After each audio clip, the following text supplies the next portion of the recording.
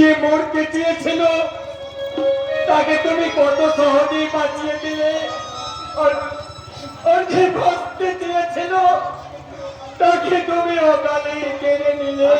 কথা বলছি আমার স্ত্রীর কথা। কিছুক্ষণ আগে তার সৎকার করে নদীতে স্নান করে বাড়ি ফিরছিলাম। বাড়িতে আমার দুই সন্তান হয়তো কাঁদতে কাঁদতে ঘুমিয়ে পড়েছে, কিন্তু তখন থেকে আমার এই কন্যা যে কান্নাটা আমি থামাতে পারছি না। আমার মনে হয় এখানে আর বাঁচাতে পারবো না। বাড়াই সাত অমন কথা কেউ কখনো বলে। দেখতে দেখতে মেয়েটাকে আমার করে নিত। এই মেয়েটা একদম কাঁদবি না, কাঁদবি না বলছি। আবার কাঁদে। এই তোর মানেই তো কি হয়েছে, আমি তো আছি, আমি তো তোর